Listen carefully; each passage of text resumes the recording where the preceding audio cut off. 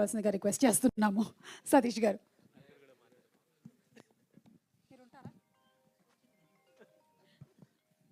అందరికీ నమస్కారం. సో ఈరోజు ఈటీవీ విన్ కథాసుధలో నేను కొన్ని కథలు చేయడానికి కారణం, నేను ఇక్కడ ఉండటానికి కారణం ఈటీవీ విన్కి సంబంధించిన బాపినేడు గారు, అలాగే నితిన్, సాయి, వీళ్ళ ముగ్గురికి థ్యాంక్స్ చెప్పుకోవాలి.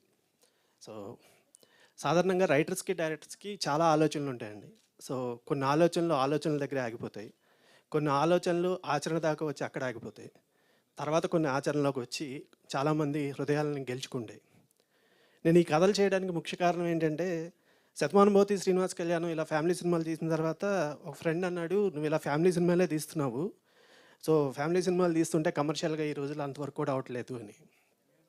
కమర్షియల్గా వర్కౌట్ అవుతాయా అవ్వవా అనేది పక్కన పెడితే, శతమానుభూతి రిలీజ్ అయ్యి 8 సంవత్సరాలు అయిందండి. ఇప్పటికీ ఎక్కడికైనా వెళ్తే శతమానుభూతి డైరెక్టర్ అనగానే నాకు ఇచ్చే ఒక రెస్పెక్ట్, వాళ్ళ కళల్లో ఒక తెలియని ఇది ఉంటుంది, ఎంత మంచి సినిమా తీశారు సార్ అని. సో అలాంటి కథలు నా దగ్గర చాలా ఉన్నాయి, కానీ వాటిని సినిమాగా తీయాలి అంటే కమర్షియల్గా పే చేస్తాయో లేదో తెలియని టైంలో ఈటీవీ విన్ వాళ్ళని కలవడం జరిగింది. ఇలా అనుకుంటున్నాము, మీ దగ్గర ఏమైనా కథలు ఉంటే చెప్పండి సార్ చేద్దామంటే, సింగిల్ సిట్టింగ్లో 5 కథలు చెప్పానండి. 5 కథలు ఓకే వాళ్ళకి. ఇందాక రాఘవేంద్ర గారు అన్నారు 4 స్టోరీస్ 17 డేస్లో తీసామని. మేము కూడా సేమ్ సార్, 5 స్టోరీలు 20 డేస్లో తీసాం, 2 గంటల 40 నిమిషాల ఫుటేజ్.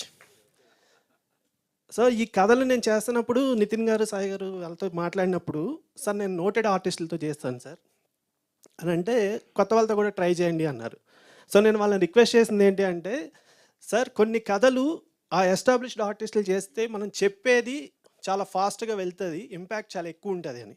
ఓకే సార్ అన్నారు. సో బర్నీ గారితో నాతి చరామి, మా కంగారాజు నరేష్ గారితో పెంకుటిల్లు, తులసి గారితో ఉత్తరం, అలాగే బాలాదిత్యతో వెండి పట్టీలు, మళ్ళీ ఫ్యామిలీ డైరెక్టర్ ముద్రే పడుతుంది, కనీసం ఇందులోనైనా ఒక లవ్ స్టోరీ చేద్దామని ట్రింగ్ ట్రింగ్ అని ఒక లవ్ స్టోరీ యంగ్స్టర్స్తో చేసాం. సో బర్నీ గారు కథ విన్నప్పుడు ఒకటే చెప్పారు, సతీష్ ఇలాంటి కథ 100% ఈ జనాలకి చెప్పాలి, నేను వచ్చి చేస్తున్నా అంతే, ఇంక వేరే మాటలు ఏం లేవన్నారు. అలాగే నరేష్ గారు. సో డెఫినెట్గా ఈ కథలు మిమ్మల్ని అలరిస్తాయండి, ఎందుకంటే కథ సుధా అంటే అమృతం. ఈ కథల్లో అమృతం ఎంత ఉంటుందో నాకు తెలియదు, కానీ ఈ కథల్లో మాత్రం మిమ్మల్ని తట్టి లేపే జ్ఞాపకాలు ఉంటాయి, మీరు మర్చిపోలేని అనుభూతులు ఉంటాయి, మీ పక్కింట్లోనో మన ఇంట్లోనో జరిగిన కథలు ఉంటాయి, ఆ మాటలు ఉంటాయి. అంతవరకు నేను గ్యారెంటీగా చెప్పగలను. సో ఇవి చేయడానికి నా టీం చాలా హెల్ప్ చేశారు.